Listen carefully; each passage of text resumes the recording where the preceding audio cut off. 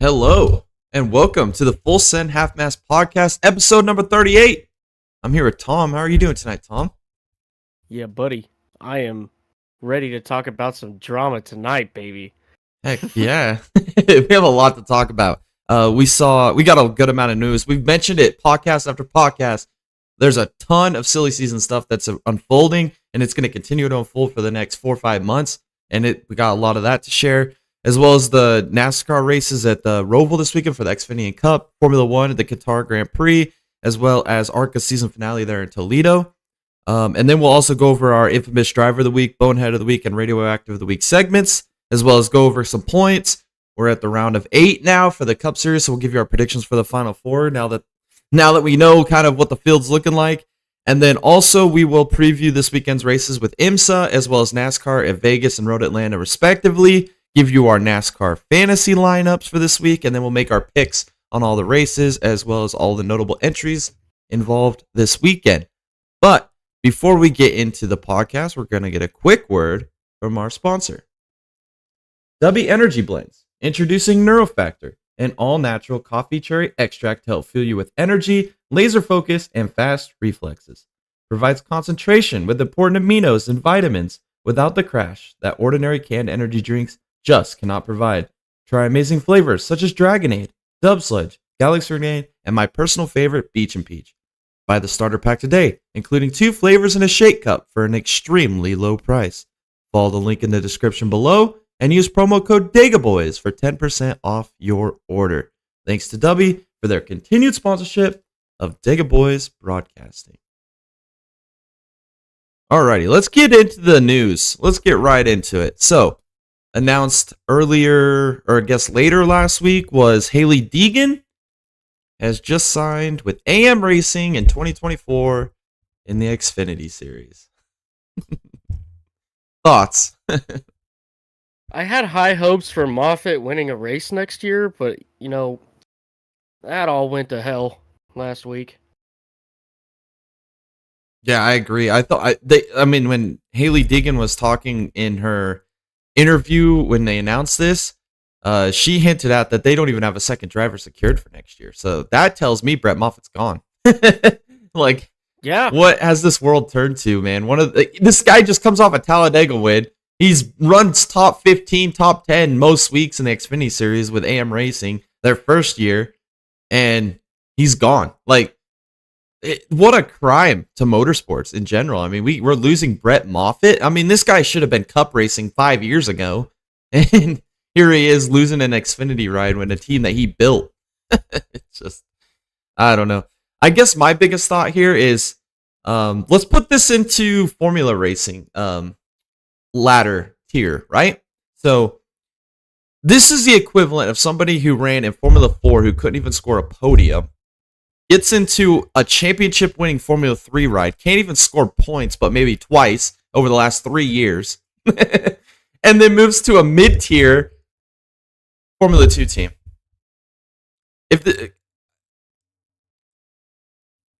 I don't even want to say it. I mean, does that even make any sense to you? It doesn't make sense to me. Well, it reminds me, I forget his name now, but you know that Indian prince that came up through the ranks in Formula Series? Prove me wrong.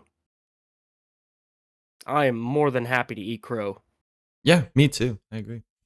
I mean, expectations for next year. I mean, here at the Digger Boys, you guys know we've stated it 100 times. We don't judge rookies on their rookie season, but we can still put expectations out there, right? We can still have something to expect. How many top 10s do you think she gets in a 33 race season? Let's say under over 6. Under. Yeah, I would say so too. I think we're looking at like an average finish here of probably like 26.3. Yep, that's exactly what I was thinking. 26 was in my head right there perfectly. I mean, and that's not even, I feel like that's even kind of being a little generous because the Xfinity Series, talent-wise, is like 3 times more difficult than the Truck Series. And she was 21 average finish in the trucks, and now she's going to be increasing the talent level. In the Xfinity Series, there's 15 guys that could win any week, any given week. With a mid-tier team. Look, ThorSport, top-tier team in trucks. They have been a powerhouse in that series for the past 10 years, 8 years. Got 2 top 10s so far this year. And 3 in 3 years. I mean, yeah, that's crazy. So going to a mid-tier Xfinity team, how, we give the rookies the chance, right? That's the deal, and I feel like that's very fair. But how can we even expect anything other than the different type of car that she's going to be driving. But how can we expect anything more? Really? Yeah, you can't. And you would have to be foolish to think that you have more expectations than that. I mean, you've got people out here saying that she's going to set the world on fire next year, make the playoffs, and compete for a championship. I'm like, let's pull the brakes here, guys. Let's try to get at least 3 top 10s next year. I mean, something of relevance here. I mean, wow. I mean, I'm just completely dumbfounded in this whole situation because you look at the truck series, they're not as difficult to drive as the Xfinity series. There's about 10 guys that can win on any given week. Xfinity series, there's about 15 guys that can win on any given week. And now she's not running for a championship team. And now she's going to have to try and find what top ends. Wait. You said making the playoffs? I've seen it. I've seen this on the internet. So there's people out there saying she can win races, compete for wins the championship next year, and win race and get top 10s like crazy, make the playoffs in the Xfinity series with AM Racing, dude. This is the expectation some of her fans have. This is some real stuff right here. Putting Keanu Reeves in a lead of a comical movie. You know, it's just that's the hottest take of all hottest takes right there. In my opinion. And I was considered a hot take when I thought Bubba could make the round of 8. People were up in arms at me thinking I was a crazy worst freaking hot take ever. Look, if it was anybody who could make it through that road course, it would have been Bubba. We'll talk about that later. Yeah, we'll talk about that later. But yeah, so that's that news there. Also, Aston Martin has announced that they are officially announced that they're going to be running GTP in IMSA in 2025. So more numbers, the better. I mean, we've got Lamborghini, McLaren, as well as BMW moving over the World Endurance Championship, and now you got Lamborghini also jumping in IMSA this year, and now we're going to add Aston Martin to the mix. I mean, we are in a great age for sports car racing, endurance racing. Did you also hit on McLaren as well? Yeah. Did you say that? Yeah, they were going to run in 2025 in IMSA and 2024 in World Endurance Championship. I think we talked about that a couple podcasts back. And then Caden Honeycutt, he also won the ARCA West race this weekend at All American Speedway. This was a pretty darn good race, actually. He kind of dominated that race. It was a good performance for him. And then also this weekend, your boy over here, SVG, gets his 3rd Bathurst 1000 victory. That's crazy. You brought up a good point when we were looking at this, and you said it was compared to winning like 3 Daytona 500s. Put that into perspective. Yeah. That's insane. Yeah. I feel like this is even a harder race to win than the Daytona 500 because you have a second driver. I mean, it's not like it's all on your shoulders. Yeah. So that's crazy. That is crazy to me. But yeah, SVG, man, still just kicking ass, taking names. And then also announced for the Cup Series, we know Spire, they bought a 3rd charter. There was rumors that Ty Dillon was going to be out at the end of the year, and he is. And guess who our guy is that's jumping in here? This might be a hot take because not a lot of people like this guy. Carson Hocevar. He's moving over to Spire in the 77 car. This guy's going to do great things. I guarantee, I'm saying it now right here, episode 38, he is going to outperform Corey LaJoie next year. He's going to have a higher average finish as a rookie, higher average finish, more top 10s. And I mean, with the money Spire's investing into NASCAR right now, I could see him in 3 years winning races, compete for titles with Spire if they continue on this trajectory. He's going to do better than Corey LaJoie and beyond Corey LaJoie. We're talking, a Spire car is going to be competing with, it's going to be better than an SHR car. Just because of the pure driving talent that Hocevar has proven that he has. I mean, I think we're going to be seeing maybe, and I don't think this is a tall order right here. I think he's going to be competing with Austin Dillon, Bubba Wallace, Ryan Blaney. He's definitely going to be better than Austin Cindric. I mean, that's not hard at all. But I think it's going to be way more than Corey LaJoy. I think we're going to be seeing one of NASCAR's next superstars coming in through this number 77 car. And if I think that this matures into something a lot bigger than that 77 car. I agree. I look at him to be like a Ross Chastain, Kyle Larson-esque type driver. I mean, he has a lot of similarities to both of those drivers. And could he be better than them in the future? I mean, he's only, 20 years old? I mean, he's got the world to gain here. He won't get to his prime for another 12 years. I mean, and look what he's already doing. This is insane. I mean, we are looking at the next superstar. I think the NASCAR future is bright with Hocevar and Ty Gibbs both being in their early 20s. I mean, these guys are going to be competing against each other for championships for the next 20 years. It's going to be crazy. So I'm super excited for that. I think that's some great win for NASCAR right there. We need Hocevar. And then also I want to mention that Nolan Siegel finished second in points. He's returning in the NXT series this year. He's returning to MHD in 2024 to run for the NXT championship again. So that's super exciting news. I bet he can get it done. I mean, if a few races there didn't go awry, I think he could have easily took the title this year. So that's super exciting news there. Also, Matt Kenseth was announced as the new competition advisor at Legacy Motor Club. I mean, I think this is a great move. I think it's a great move. Yeah. Big W. Big W. The only thing they could have done better is made Kenseth and Carl Edwards, in the same position as advisors. Because then that would just be a freaking powerhouse. I mean, what better people especially when they're bringing in John Hunter Nemechek this year. I mean, next year, he's finally gotten to a point where he's more mature now, doesn't make those dumb mistakes. He's got his racing craft figured out. He's going to probably hit the ground running next year with Legacy Motor Club, especially Toyota. And then you bring Kenseth in as kind of like the overseas competition advisor. I mean, this is if you're John Hunter Nemechek, you are sitting there just grinning ear to ear because you're getting the best opportunity you've ever had in NASCAR right here. This is awesome for him. Awesome for Legacy Motor Club. Awesome for Matt Kenseth, keeping him around the sport. A lot of stuff that you can learn from that guy. And then also there's another rumor going on. It's through J-Ski, so semi-credible, I would say. I would say it's about 90% credible. Chandler Smith potentially leaving Colleague and then moving over to Toyota again.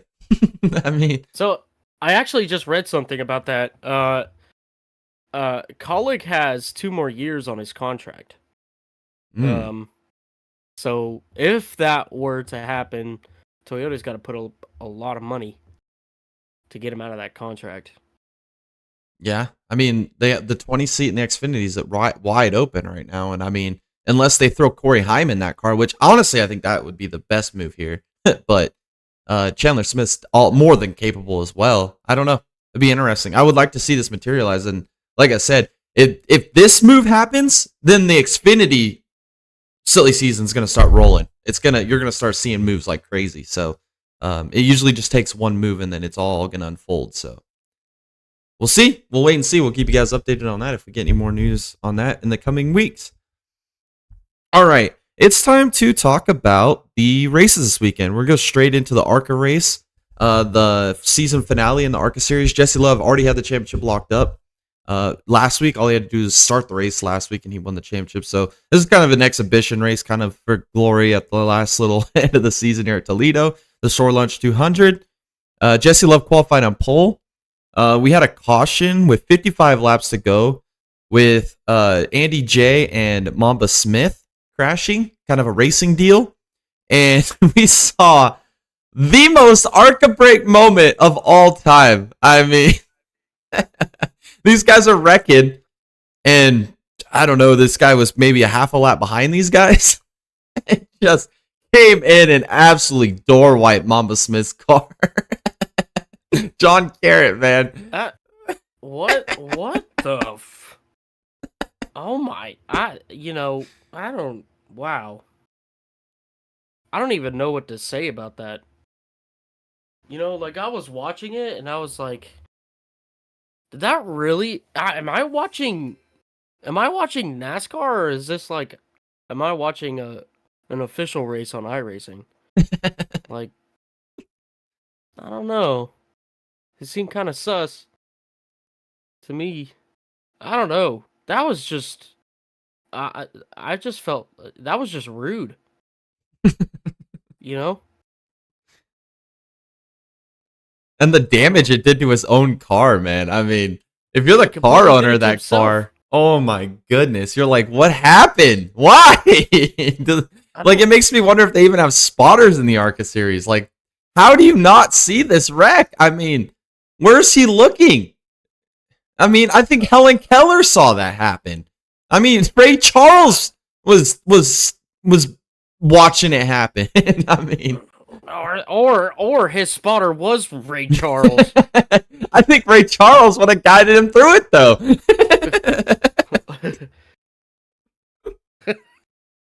Oh, yeah. It was bad. It was bad, man. And fortunate for this guy right here, there was enough bonehead moves this week. I mean, there was at least a good 5-6 you could choose from. That this guy ain't gonna get nominated. So he is the luckiest guy on the planet that it just turned into shenanigans this weekend, because he would have been on this list. Yeah. Oh man. And then to end this race off, Swallich took the lead there with 35 laps to go and checked off and won the race, beat Jesse Love.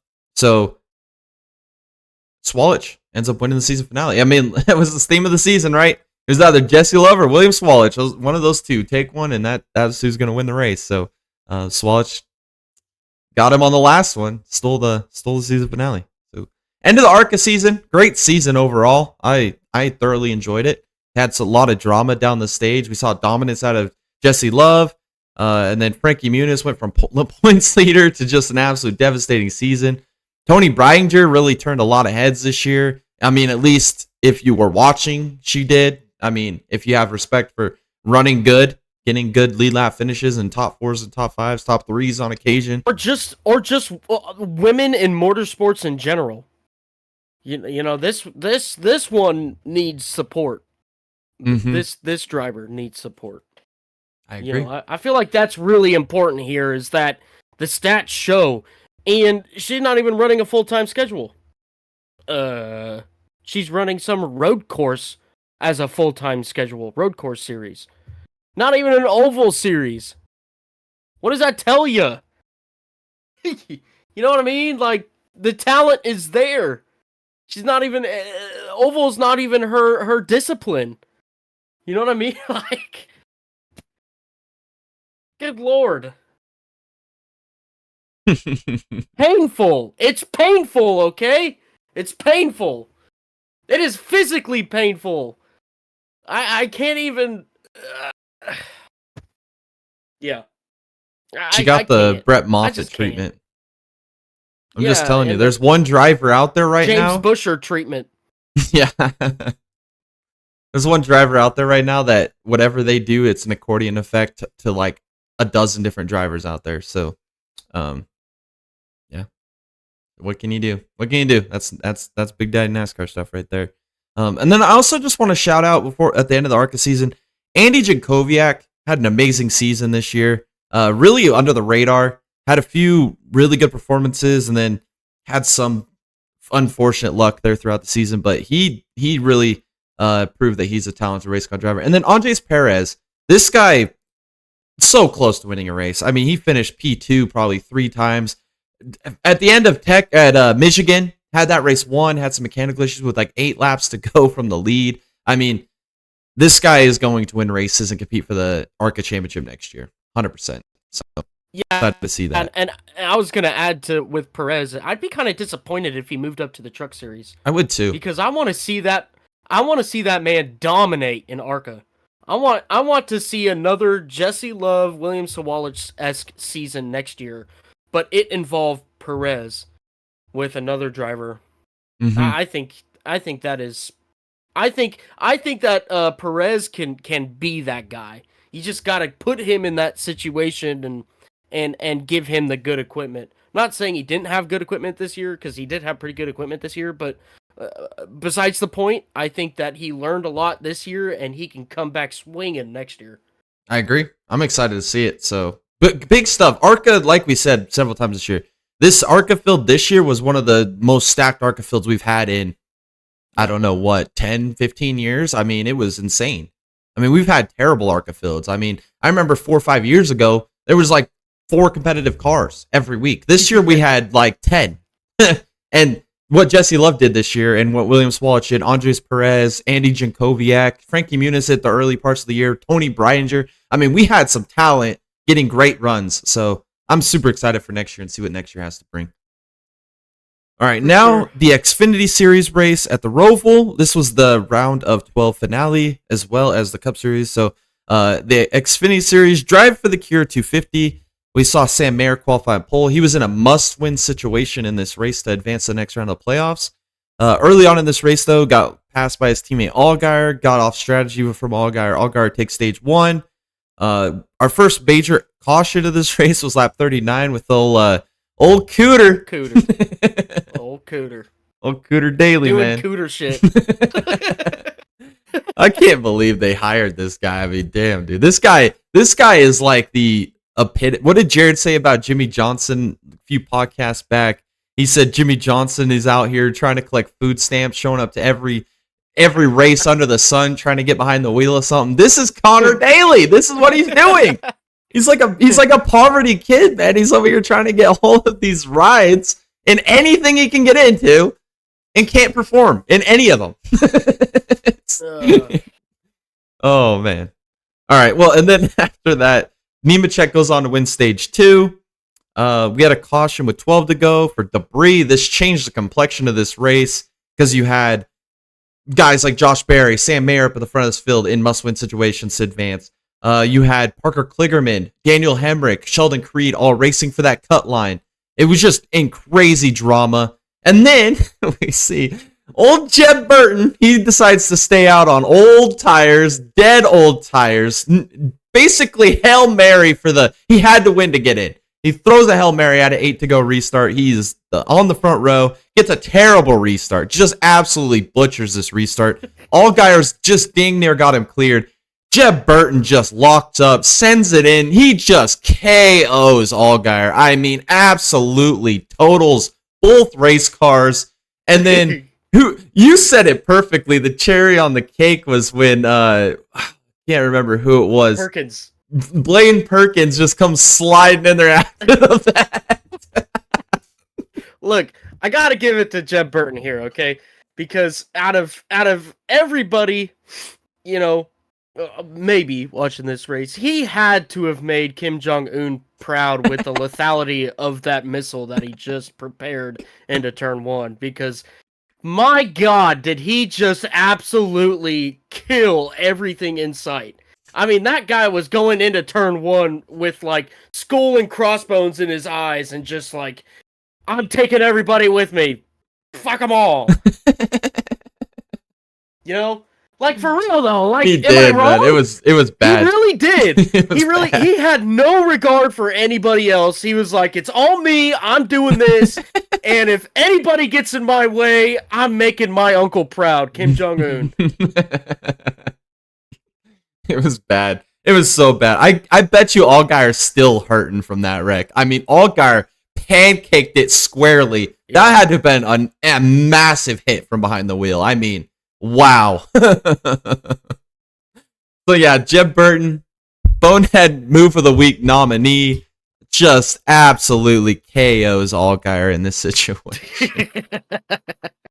It was poetic, man. It was poetic. And then on the last restart of that race, Sam Mayer did end up cycling to lead. Got by my pick was Cole Custer. I thought he had this race won, but Sam Mayer was just better. I mean, that car was on rails. And Sam Mayer wins the race, advances on a must-win walk-off dub here in the round of 8. Craziness. And then, like I said, Burton got eliminated, KO'd his car. But Josh Berry was having power steering issues, I think. That had no chance. PK just could not make up the points. I mean, that DNF he had, I think it was at Kansas, or it was Bristol, really put him on the 8 ball. Couldn't come back from those points. And then Daniel Hemrick, I mean, Of course he was eliminated. What a clown this guy is. Worst hack champion we'll ever have in NASCAR history. So yeah. And then he gets promoted. Yeah, and now he's going give cup him the racing. Promotion. Just give him the 31. Just go. I mean, just wait for how terrible that rookie season, or I guess it won't be his rookie season because he's already ran in cup and failed once. Just imagine what Kaulig could have done with freaking Hocevar. Oh, I know. Just imagine. It Met Brett Moffitt. Spectacular. Moffitt. I mean, we already know AJ's going back to Xfinity, so there's 2 seats open. And you choose Hemrick. You had Chandler Smith in the Wims as well. I mean, goodness me, man. I don't get it. Zane Smith could have been an option. I mean, anybody but Hemrick. I mean, what have they become? He adds no value to the team. I mean, name one track that you look at that they're like, this is why we brought him here, because he can win at this track and get us in the playoffs. There's not a one. There's not a one. I wouldn't pick him to win a shopping cart race at Walmart. Just absolutely pathetic. But yeah, so like I said, Burton, Barry, Kligerman, Hemrick, all limited from the playoffs. We're down to 8 remaining, including this weekend at Vegas, which we'll preview that here in a little bit. All right, the Formula One Grand Prix. We had the sprint race on Saturday, which saw Oscar Piastri qualify on pole. What an amazing lap he put down there in qualifying. We had a virtual safety car lap 1. Liam Lawson goes off track. So unfortunate. I mean, he's really been doing an amazing job. One of these underrated drivers, I think. And I mean, a few handful starts with AlphaTauri. He's out here doing just a great stuff. Goes off track lap 1. So we had our first virtual safety car there. And then Russell ends up taking the lead from Piastri here after this next restart. And then we get another virtual safety car, like clockwork, Logan Sargent again, off track doing Logan Sargent things. That's our second virtual safety car within the first 5 laps. And then Piastri retakes the lead on lap 11 just for another bonehead move nominee of the week, Esteban Ocon. What are you doing, my guy? What are you doing? He's defending against Hülkenberg and Perez and forces him into a 3-wide situation. They all kind of collide and then all go off track. Ends up ending all 3 of the races and brings out another virtual safety car here with this incident. I mean, I don't get the move by Esteban Ocon. We know how aggressive of a driver he is, but I mean, you're in a position to still score points. They're both faster than you at this part of the race. They both have DRS. I mean, why are we making this block in a sprint race? I mean, I don't get it. And you almost, I mean, you could kind of maybe argue it, but he's got the preferred line. Why not just give him a little bit of space there and then come out on top at the exit of the corner? Exactly. That's the way I saw it. I mean, Perez is gonna pass you anyways. He's got the best car on the grid. Okay. The only thing he's facing is driver talent. And then Hülkenberg has a little bit of driver talent, but the car is so bad. And then you have, Ocon, where, he's got a decent car, but he's got a lot of driver talent. And he does something like that. I mean, it's just like, it's like he's thinking that, he's battling 2 Haas cars or something, And he was battling 1 Haas car, but that's not the point. The point is that he wasn't thinking ahead. He was thinking in the moment. Yeah, exactly. That's the way I saw it. I mean, like you said, Perez is going to get by him anyway. I mean, and then he probably could have just used the toe of Perez and got right back by Hülkenberg or stayed ahead of Hülkenberg because he had the preferred line. Just, it was unnecessary. Why wreck out of a GP or out of this race when you could have just played it conservative and moved on and got a better finish than what you got. And save the team money, save the team time, because they had to rebuild that car. I mean, there's so many angles. Yeah, that could have been avoided if just a little bit of patience there. Yeah, just patience. Patience is the key. So that's going to nominate Esteban Ocon as a bonehead move of the week this week as well. I mean, like I said, there's multiple to choose from. We'll talk about more here in a minute, but so that one will nominate him. And then, like I said, Piastri got the lead right before this safety car. He ends up getting a great restart and goes on to win The sprint race. McLaren with Oscar Piastri win the sprint race. I mean, that's insane. That was an insane drive by Oscar Piastri. So I'm going to nominate Oscar Piastri as a driver of the week nominee for this performance. Not only qualifies on pole, went back at George Russell to retake the lead, and then goes on to win the sprint race and hauls off Verstappen at the end. Just amazing. And then Verstappen, we noted that he could win the championship in the sprint race. All he had to do was finish P2. So what does he do? Finishes P2. Claims the driver's championship with 5 races to go. I mean, this is insane. It's absolutely insane. First time a driver has clinched a championship in an F1 sprint race. It's pretty cool. Yeah, he's a record-breaking season. I mean, we're going to have a driver of the year poll at the end of this season, and Max Verstappen and Alex Palou, what they did this season, are going to definitely be on that list. So I'm curious to see what you guys think, because I think this is just absolutely impressive. Everybody's hating the dominance, but I love it. I love this, man. You're not going to see this again. This isn't something that's going to happen every single year for the rest of the time. This is insane what we've seen this year out of these drivers. So, yeah. And then McLaren rounds out the podium here with Norris finishing P3, and then Verstappen obviously got the fastest lap as well.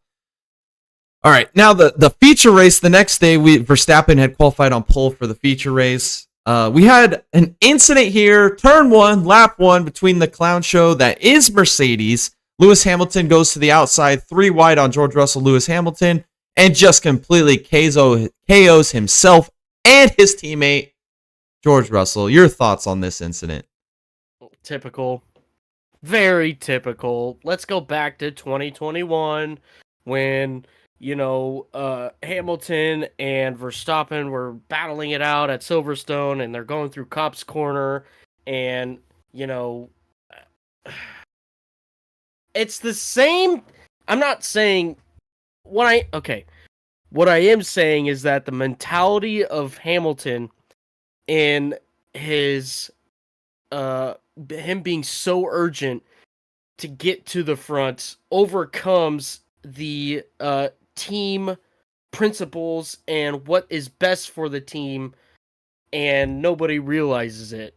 It's the detriment of Mercedes is prioritizing another driver over Lewis Hamilton. And it shows year to year, and nobody gets it. I mean, obviously, the Red Bull fans get it, and, hopefully anybody with half a pea-sized freaking brain gets it, but all the Mercedes fans are just like, oh, Hamilton, and, at the time of the race, everybody was blaming Russell for the incident, and I'm sitting here like, are you kidding me right now? Like, the dude just came right across his teammate, and you're saying that it's his fault? The teammate's fault? I mean, you put him in a 3-wide situation, you came across his nose, and you took both of you guys out. I mean, it's obviously the pressure's wearing on Hamilton right now, where George, not in the point situation that he wants to be, but George is starting to become a better driver than Hamilton. I know that's a hot take, but I don't think Hamilton's that good of a driver in the first place. I think he got Jimmy Johnson's golden horseshoe and just absolutely dominated with superior. I mean, just an absolutely more superior than what we're witnessing right now. A car like that. I honestly believe that. I believe that if you put Max Verstappen in that cars for all the years that they dominated, there wouldn't be any Michael Schumacher fans anymore, because all the records would have been broken by Max. Mm-hmm. And it's proving it right now. I don't think that Red Bull has the same dominant car that Mercedes did. I'm not talking about stats. I'm talking about opinion right now, because the stats do show that Mercedes is more dominant Red Bull's more dominant than Mercedes right now. But I'm saying if you put Max Verstappen in that Mercedes car from 2013 to 2020, he would have won every championship. He would have won 95%, or he would have had 95% of all laps led every season. I mean, forget a teammate. Mercedes would have won every Constructors' Championship too. You know what I mean? Like, I just think that Hamilton fell into a role unknowingly of what was going to happen. And like AJ Foyt said, he'd rather be lucky than good. I think you nailed it right on the head right there. And desperation. That's all this was. Desperation.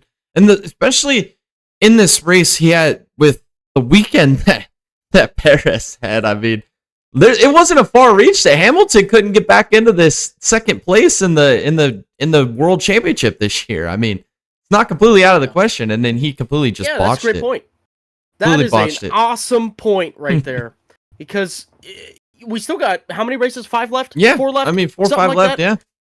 Plenty of time. And Hamilton has ample opportunity to go and get that P2 position.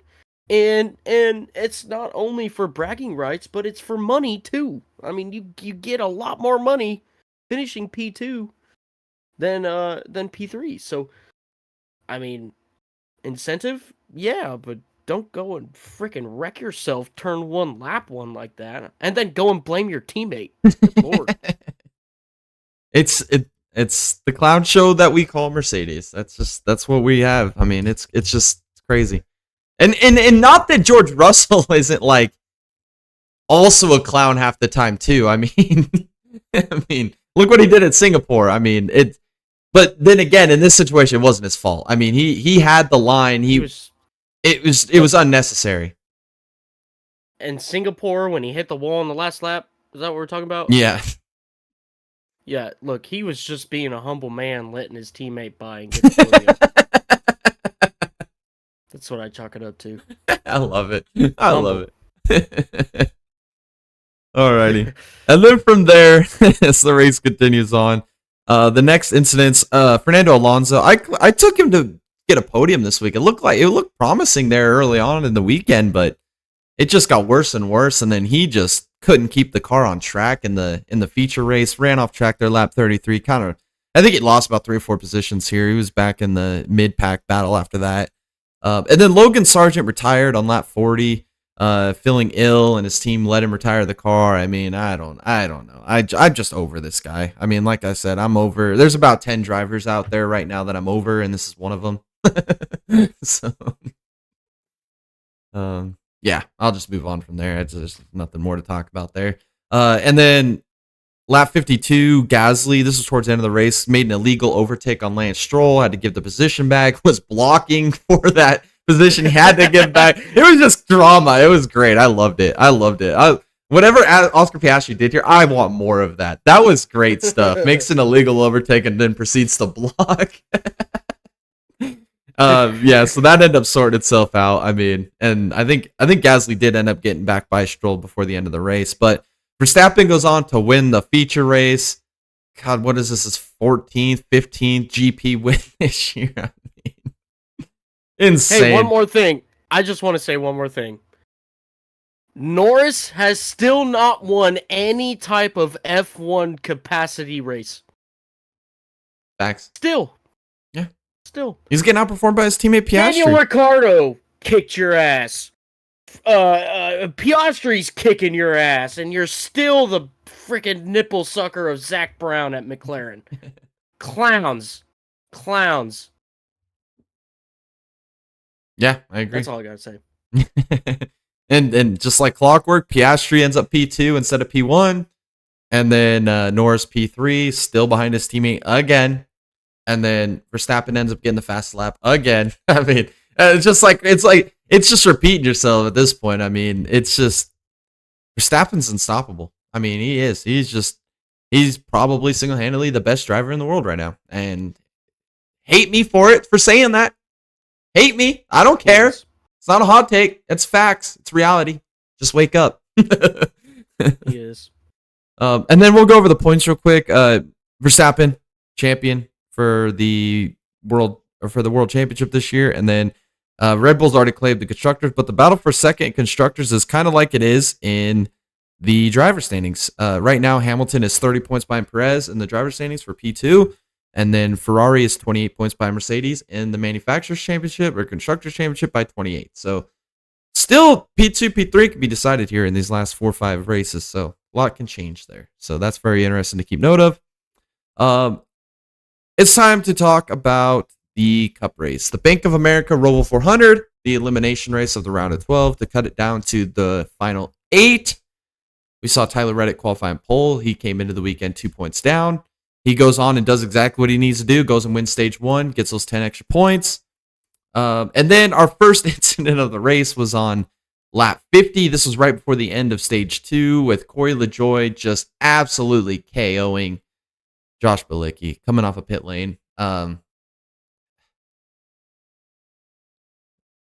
Look, his performance this weekend just reminds me of Killdozer. Yeah, That's all it is. He had so many incidents in this race. So many. This could have easily been a bonehead nominee of the week, but like I said, there was so many this week to narrow it down, and it just are we really going to nominate someone that is a clown on a weekly basis anymore and then nominate him again? I mean, what an absolute joke of a driver this LaJoie guy is. I am just over it.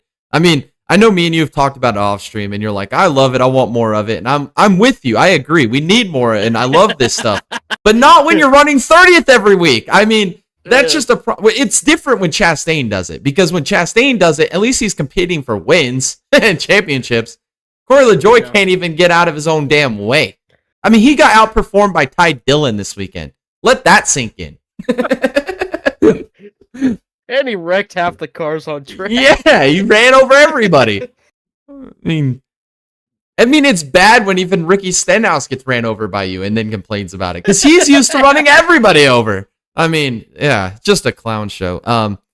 But this really ended up messing up Chase Elliott's race, because he was about to pit because he was leading this race, and was unfortunate he couldn't pit, so that buried him back in traffic. He wins stage 2 because they brought the damn stage cautions back and the road courses.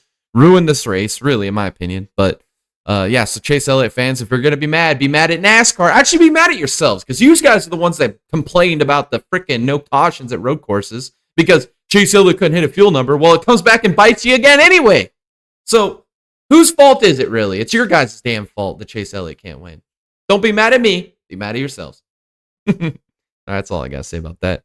And then lap 76, Denny Hamlin crashes, just ran out of talent, slid through the that last little chicane.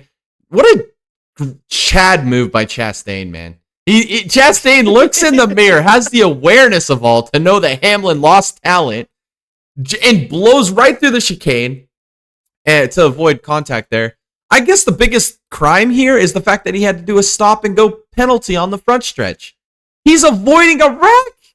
Yeah. Why? Well, it's just like the yellow line rule at Daytona. You know, who was the first victim? Regan Smith. Regan Smith. Yeah. Yep, that's exactly right. He was forced down below the yellow line by Tony Stewart, and he loses the race. It was Talladega. Talladega. Yep. And loses that race. Justin Haley's been robbed of wins in the Cup Series. There's another one. Who was the other one? Yeah, I know. There's more than just a couple more. I mean, there's a lot. It's the same crap.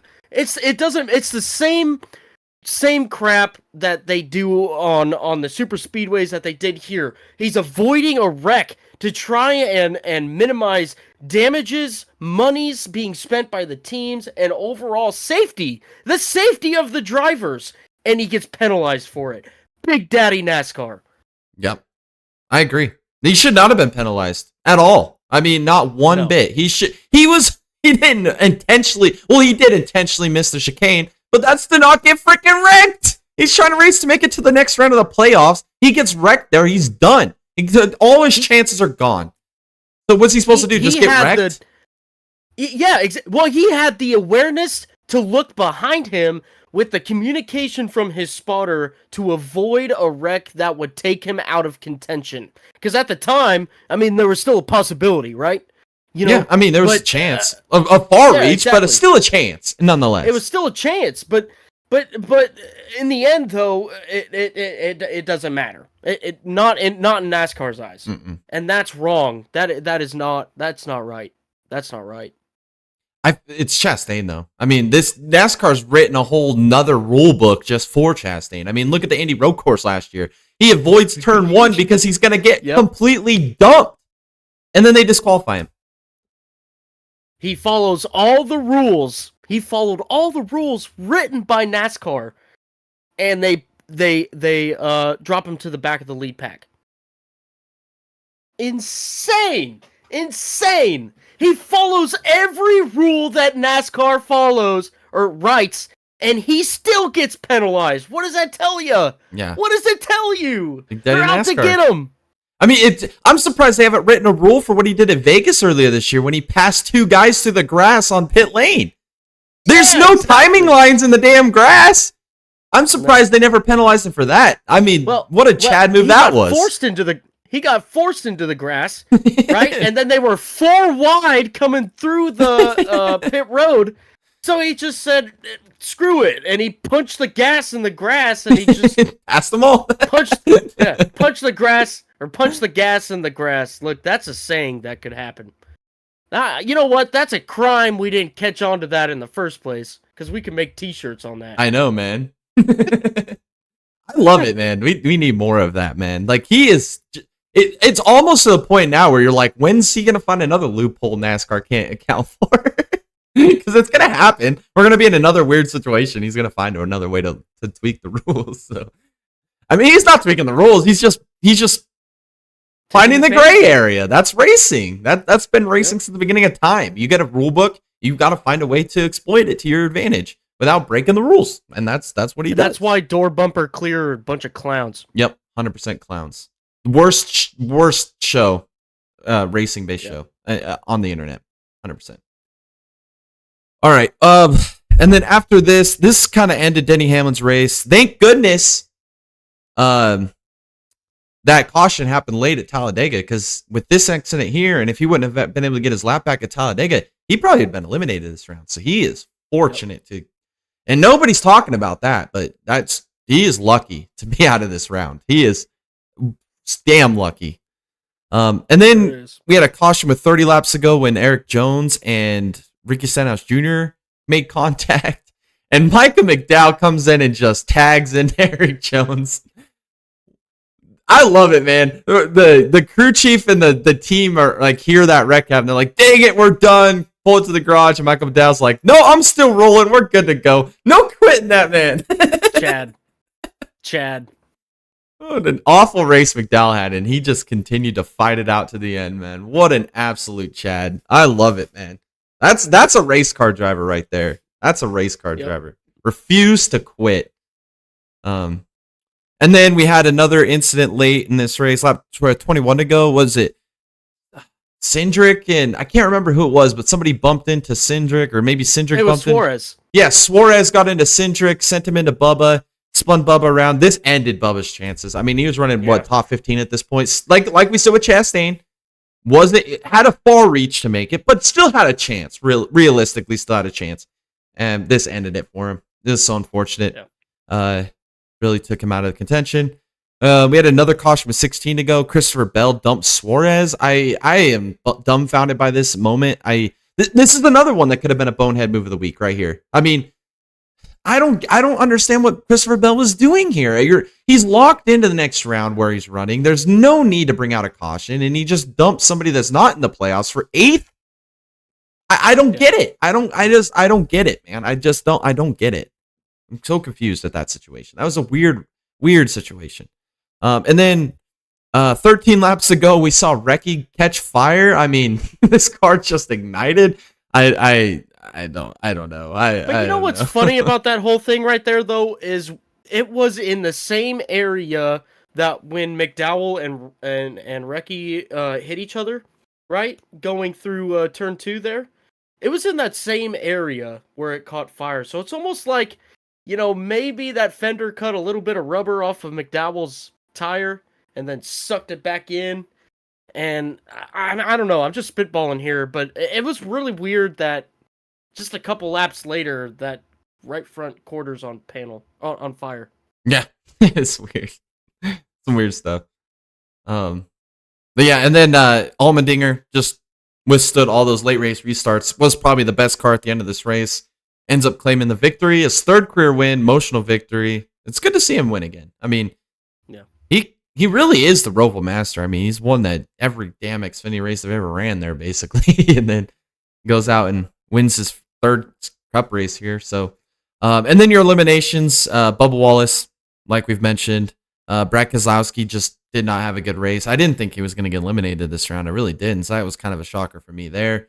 And then Ross out as well. And then I guess the biggest one here is Kyle Busch. I mean, finished P3, ran a valiant race. I mean, he gave it everything he could, just didn't have the car to do it. So yeah, he's eliminated. I missed out on that. I thought I had him in my championship 4. So I think you did as well. So that's just unfortunate. Couldn't put the good juju out in the air enough. He didn't ramp the wall though and make a full oval lap. So that surprised me. Alrighty. So next we'll go over the driver of the week, bonehead move of the week, and then we'll talk about a couple more things here. The NASCAR schedule in particular, because there's one topic I want to talk about. But we'll go through the driver of the week, bonehead first. Driver of the week, Oscar Piastri winning the sprint race. And I guess you could put P2 in the feature race as well. He ran a great weekend. Just a phenomenal weekend for Oscar Piastri. Probably a career-defining weekend, to be honest. And then I want to shout out Kaz Gralla, P6 in Xfinity Series. This guy has been the most underrated road racer, I think, in recent NASCAR history. I mean, nobody talks about it on road races, and he always goes out and gets results. So another P6 for him on a road course. Good job for him. And then I also want to mention Ty Gibbs as well with P4 in the Cup Series, because me and Tom both picked him as our dark horse to win his first career race this weekend. And he showed pace at times. He looked like he could contend with Allmendinger, just came a few positions short there at the end. So nominate him. And then Boneheads, we had to narrow it down to these 3. So Esteban Ocon with the bad defensive move. Jeb Burton, KOs, Justin Allgaier, still laughing about this one. And then Lewis Hamilton, Rex, George Russell, his teammate in the feature race. Alrighty. All right, we'll get into the points for the Cup Series here in a minute. I want to talk about the NASCAR schedule first for a second. They announced that this last week. I guess my biggest beef with the entire schedule, I don't think there's anything really wrong with it besides like the Olympic break kind of messing up the playoffs where we got to move Darlington to the regular season finale. I don't really like that, but you don't want to move it away from Labor Day weekend. My biggest beef with this schedule, and this guy needs to be fired. I don't know who made this decision, but for one, putting Atlanta on the schedule at all. Number 2, putting it on the schedule twice. And number 3, putting it in the playoffs. What are we doing?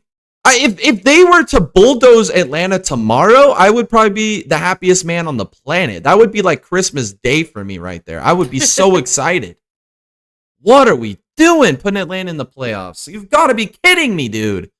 This is a terrible idea. Terrible look for NASCAR. So my 3 gripes is just, I mean, it's Atlanta, right?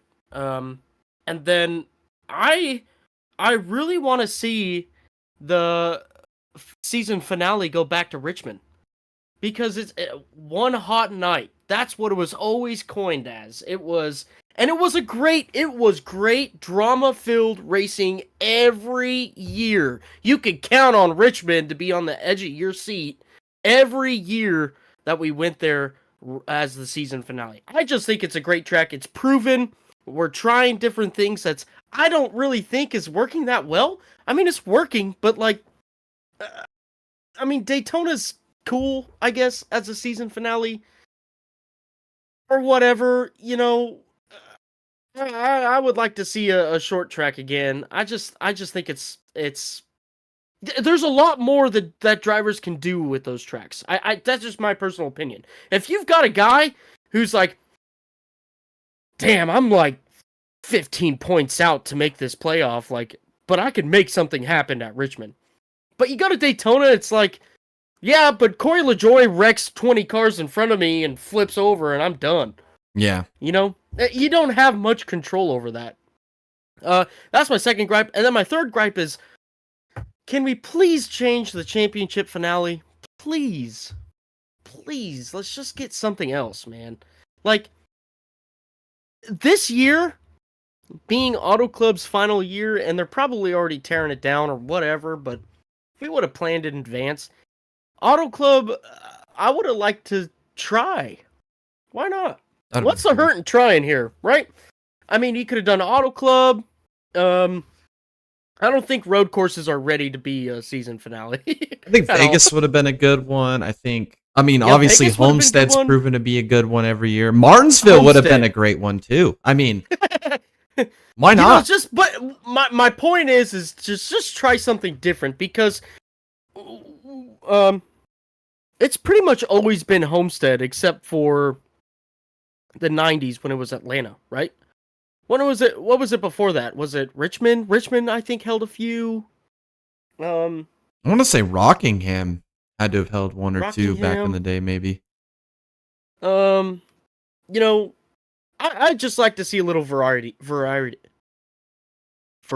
there. And I think it's good for the sport.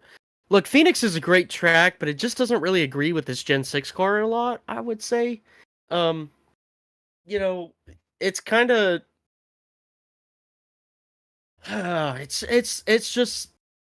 hard to pass. You don't get a lot of, the racing that you want to see, and like I'm gonna kind of come out as a NASCAR fan here, but there's not a lot of drama, and I think the drama is what attracts people.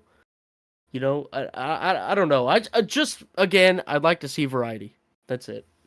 Well, I think Phoenix would be okay if they did kind of like like what you said with Richmond, right? Why it would be such a great regular season finale because it's the only track that we really go to where you have to pit twice or even 3 times in a stage. I mean, Yeah. look at the strategy that could be implied there. You could do a 1-stopper, you could do 2-stopper, 3-stopper. You could really control your destiny there with the strategy. If we extended Phoenix's race where we made it a 500 lap race instead of a 300 lap race and made it where you pitted twice in each stage or maybe once, could be interesting. Could be some drama. Catch a bad caution in the middle of your cycle. Yeah, well, just do a 1,000-mile race and do a driver swap. Now we're thinking outside the box. Yeah, that's true. I mean that's something I want to talk about in the offseason. But yeah, I'm with you 100% there for sure. Alrighty, so now we'll go into the Cup Series points going into the round of 8. Currently, 5th in points is Buescher, 3 back. 6th is Reddick, 8 back. Bell is also 8 back in 7th, as well as Blaney, who is 10 back in 8th. I think this is a perfect time here to segue into who we think is going to make the Final Four. Who do you got? Okay, so I'm gonna stick true with what I got here. Truex, Byron, Hamlin, and then look, I think Larson has a great opportunity to be in the Final Four. I think Reddick has a great opportunity to be in the Final Four. I think Bell has a great opportunity to be in the Final Four. And you know what? As much as I'd love to see Buescher in there, I don't think he's going to make it. He's got some good tracks coming up for him. I don't...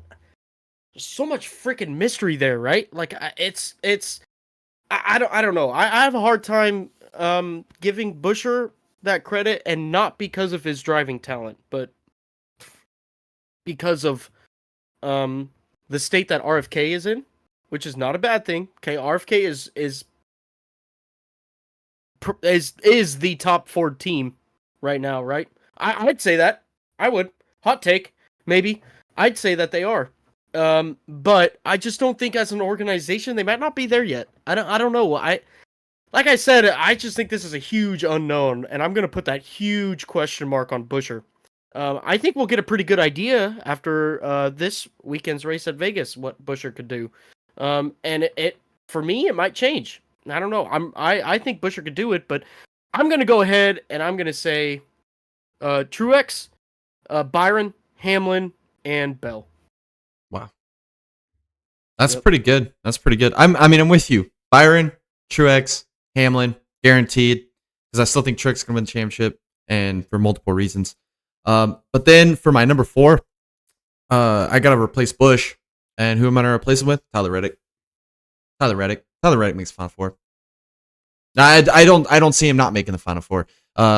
Blaney, such an unknown. I mean, you're throwing a dart at a board. Buescher, I don't think he's ready. I don't think the team's ready to be championship 4 quality. Like, making the round 8 is huge, but then this is what separates the best teams, best drivers from the rest. Right here. This is the round 8. This is the most important round. They're not ready. Bell, I mean, if he pulls a move like he did there against Suarez, I mean, wrong time of year to be making enemies. I just don't see it. And then who's sitting 4th right now in points? Larson. I mean, he could win this weekend in Vegas and prove me wrong, but I just don't see him making the Final Four. I just don't see it. So that's kind of what I'm thinking. Alrighty. Now let's preview the races this weekend. First off, we'll start with our notable entries. In IMSA, there's 54 entries from LMP2, LMP3, GTP, GTD Pro, and GTD. Notable entries, we're running 10-hour race, so they've got 3 drivers for all of the GTP cars. So Dixon will be in the 01 Cadillac with Bourdais and Van der Zande. Jess Button will be in the number 5 JDC Motorsports Porsche. Van Thor will be in the number 6 Penske Porsche. Newgarden will be in the number 7 Penske Porsche. Delatraz in the number 10 Acura. Vanderland in the number 25 BMW. And Jack Aiken. This might be the reason they don't win this championship. I hate to say it. He's in the number 31 Wheeling Cadillac. And then Johnny is in the number 59 Proton Porsche. And then in the number 60, Meyer Shank, Elio Castroneves. And then also want to note that Nolan Siegel, Kiffin Simpson, Morgan, and Rasmussen, they are all in LMP2 rides, respectively, the 04, the 8, and the 15.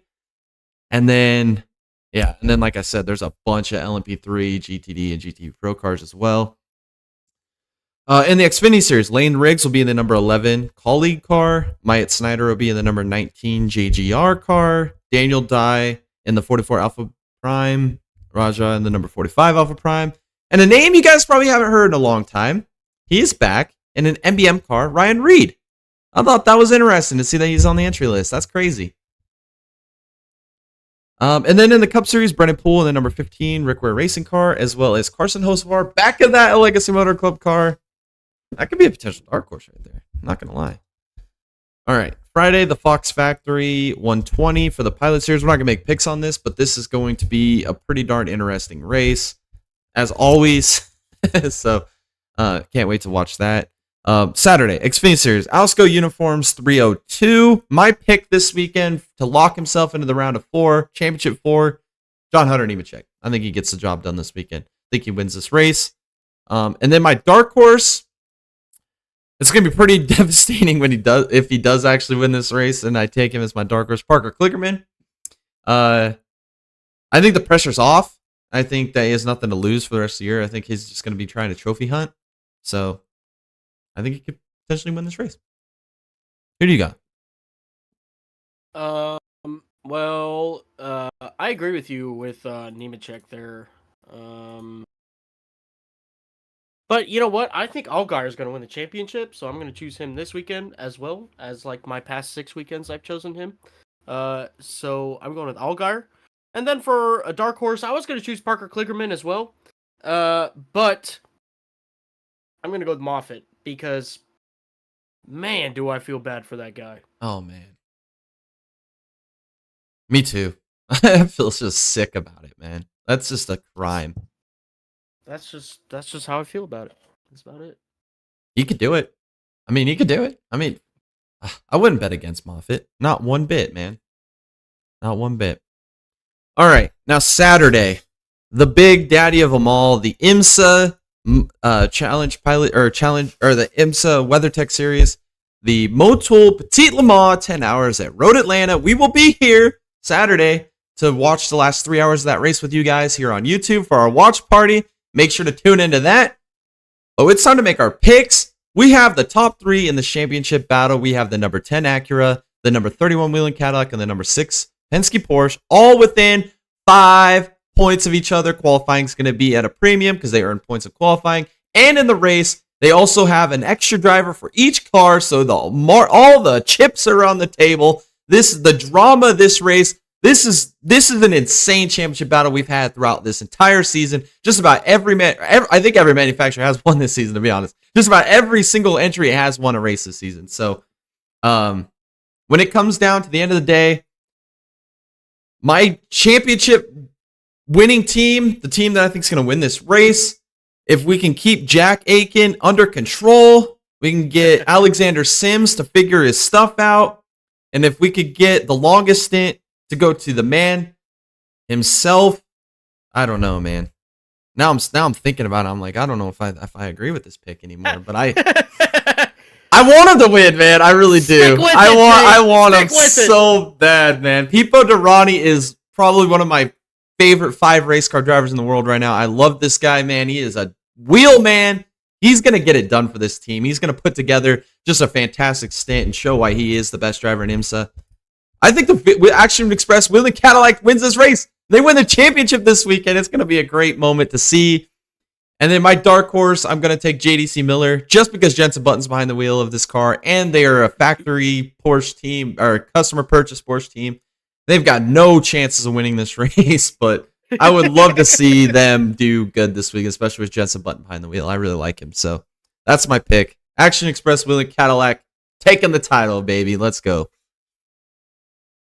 All right. I've got the number 6 Porsche.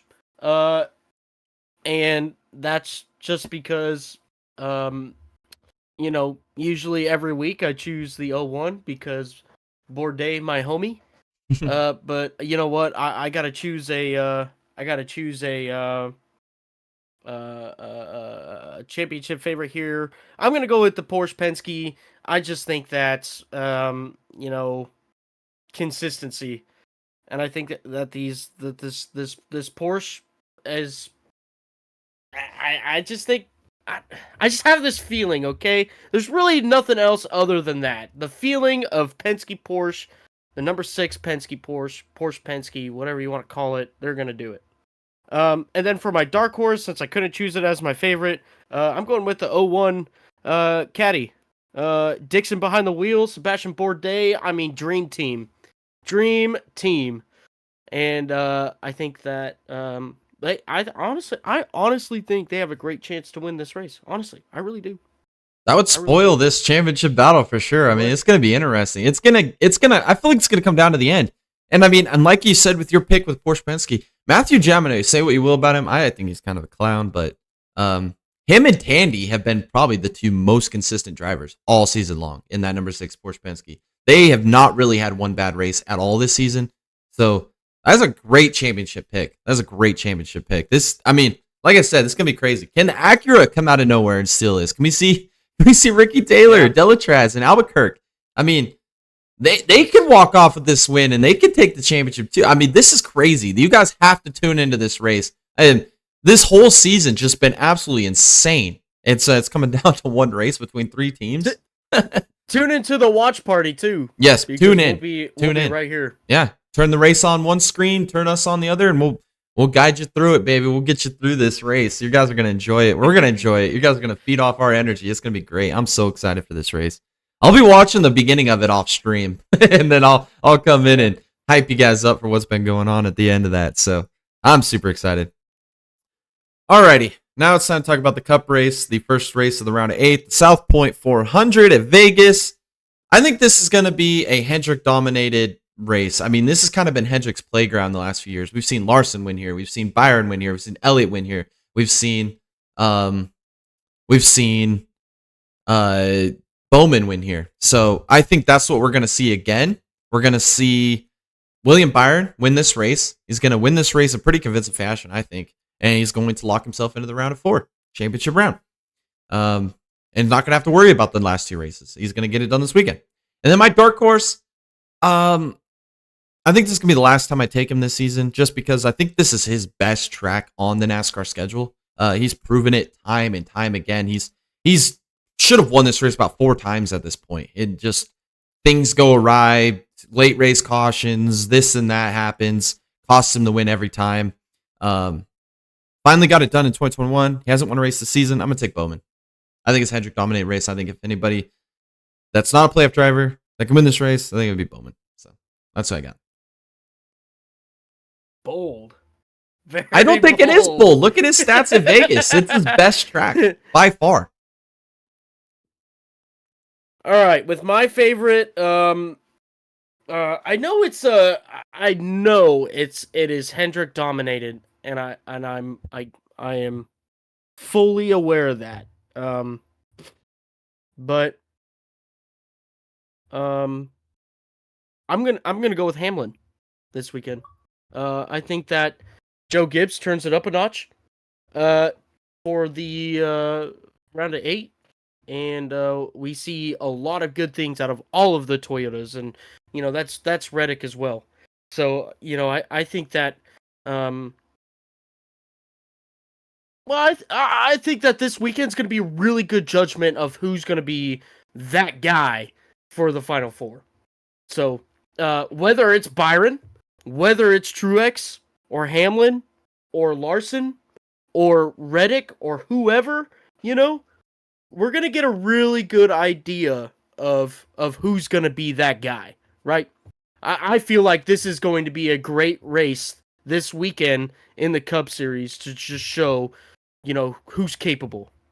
I think that any 8 of those picks, except for maybe Busher. Well, I don't know. Look, it's a great race this weekend to just prove what you got, even for Busher. I think so. That's a great point. I'm gonna go real quick. That's a great point because the last 2 champions have won this race. So yeah, that's a great point. Great point. So I'm just gonna go with Hamlin. I think that maybe there might be, if there is going to be a turn, it's going to be a turn towards Toyota.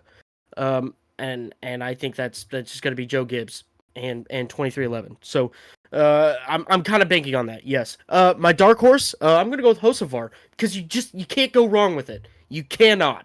He has proven from time to time, jumping from the Truck Series to the Cup Series. I mean, we're talking drastic differences in racecraft and race lengths, and he's proven that he can do it. He's starting to be that guy where you can depend on him for good amounts of points every weekend for your fantasy teams. If you go out and choose Hocevar, I mean, it's at least 25, 30 points. Guaranteed. I feel like that. And I feel like he's only getting better. So I think that Hocevar is a great choice for a dark horse. Alrighty. Yeah, I like that pick. Like, I think I just said that just not even 10 minutes ago. That's a great dark horse pick this weekend. All right, now NASCAR Fantasy, my lineup, like I said, it's Hendrick's time to shine. They're gonna be fast. So I'm taking 4 Hendrick drivers on my lineup. Taking Elliott, Byron, Larson, and Bowman. And then I'm taking my championship favorite. I'm taking Truex also on my fantasy top 5. I got all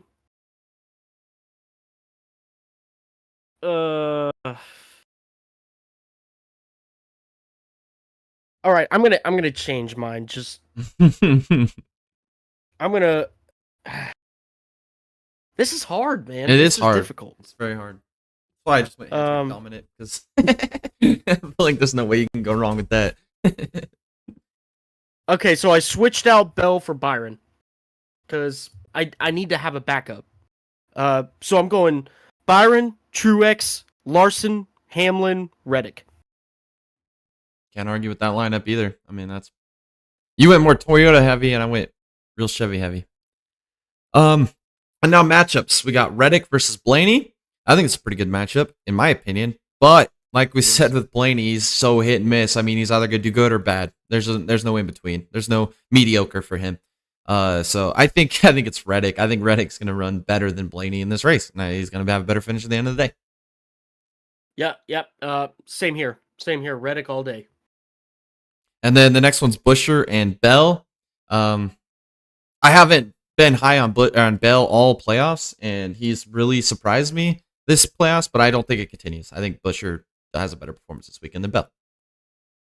Yeah, I got Bell over Busher just because there's a lot of unknowns going into this round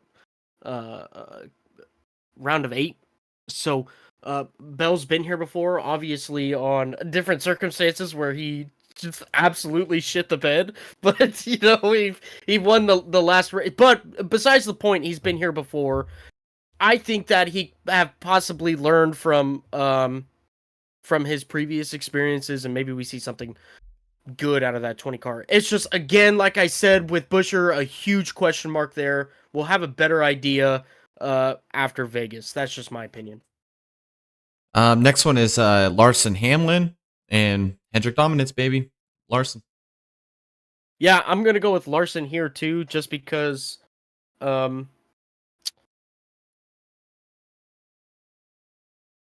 safety. That's why.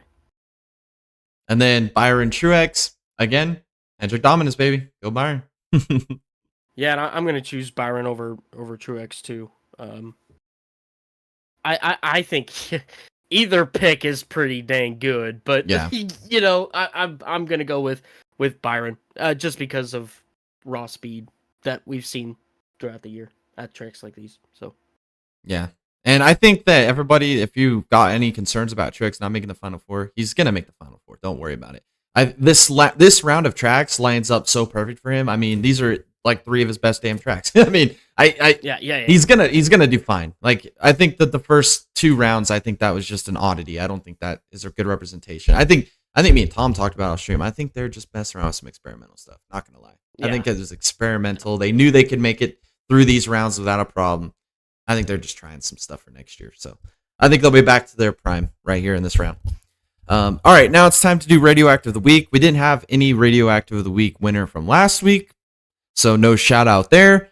But this week, the new quote is, "It's not all good. We can't blank lose 3 spots." If you can guess which driver said that quote in the poll after this podcast, you will get a shout out in next week's podcast. So good luck to everybody there. Hopefully you guys can guess that one. Pretty easy one, I would say. It's a pretty funny one. If you guys watch the Radioactive, it's pretty funny. I think so. I think it's the best one for sure. All right. I think that's going to do it. I think that's going to summarize episode 38. Down to the round of 8. Can't believe the season's already ending. ARC is over. IndyCar's over. Indy NXT's over. IMSA's about to end this weekend. I mean, we're winding down the 2023 racing season here. We're in October. Make sure to tune in this Saturday. Like I said, watch party. Petit Le Mans. Great championship battle going on there. We'll be here to cover it all for you. We'll be watching the race here. We're live with you. I just want to give a shout out to Dallas Seward. He is a member on our channel. I want to thank him so much. If you guys want to join and become a member of our channel, help support us, make more content in the future that you guys enjoy, there's multiple tiers that you guys can choose from. If you find one that best suits your interest on our channel, choose that one, become a member. Just like Dallas, get a shout out in every one of our live streams. I also want to, I'm going to let Tom talk about the iRacing real quick and anything he has to say, and then I want to mention something as well. So go ahead with that. Cool. So make sure you guys keep staying tuned for our Monday, Wednesday, Thursday, Sunday series. And tomorrow we're running Gen 6 at the Roval. So make sure you guys tune in for that. That's going to be a phenomenal race. We're going to have a high car count. We're going to have lots of talent there. I mean, it's going to be fantastic. So make sure you guys tune in for that. Our short track series is returning on Thursday as well. Always a great time with those guys. We've seen some great battles there last week with Brad Haldane and Rob Collier and other likes, you know. So make sure you guys tune in for that. It is a great time. We have just a ball up in the booth. So always fun. So make sure you tune in for that. I'd like to take a second real quick to shout out to the King of Camo here. They are a channel that's in partnership with us now. So, hey, we've got some pretty cool stuff coming up. I'm not going to spill any beans here, okay? But I'm telling you, come in a couple months here, we're gonna have some really cool things come out on our channel, on their channel. In fact, we may be doing a little bit of shooting right now. Maybe, I don't know, possibly. Besides the point, it's a great supporters of our channel. I just want to give them a shout out. Look, if you guys have a passion for firearms or anything of the such, and you guys like firearm modification, paint jobs, anything like that, you guys like to have your guns cleaned or maybe a little bit of modifications to it, make sure you guys hit up the King of Camo on YouTube. You guys can contact him there for any of the services that you need for your firearms. So make sure you guys go check them out there. They are great partners to our channel. Highly recommend them. A great group of guys there with Nate and Ryan and Devin. Just a great group of guys, including us in some of their endeavors, which is really cool. So we really appreciate them. Thank you again, King of Camo, for being a great supporter of our channel. Alrighty. Well, there you have it. Yeah, some great stuff. I just want to thank Stephen Doughton too when it comes to iRacing stuff. I mean, that guy just really gave us an opportunity, and we really appreciate all the stuff that he's done for us. And he puts in a lot of work in that iRacing stuff. And if anybody in here is interested in iRacing, just let us know. We'll get you in contact with Stephen. We might be able to get you in some league races. He's always recruiting. So big shout out to Stephen for giving us that opportunity, and all the drivers in the NSR League for giving us great content to cover. I feel like we don't shout them out enough, and I think that they deserve a lot of credit for that. So thanks to them. Absolutely. And make sure you guys go check out our merch store. We got lots of merch out there to go check out. It helps us out a ton. I mean, we get basically all commissions off of all of our merch products being sold. So if you guys got a t-shirt, Big Daddy NASCAR hat, a coffee mug, sweater, joggers, stickers, bumper stickers, I mean, go get them. Go get them now while they're fresh, while they're hot. And show them off to all your friends and family. They're going to be super jealous. Some swaggy stuff right there. All right. Well, that'll do it. Like I said, we guys will see you guys tomorrow for the Roval here for the NSR Motor City Cup. And we will also be back on Saturday for the watch party. Thank you guys again for tuning in, liking, commenting, and subscribing to all of our content. Make sure you share it with all your friends. We'd love to have you guys here. We are the hub for motorsports. This has been episode 38, Full Send Half Mast Podcast. We'll catch you guys in the next one.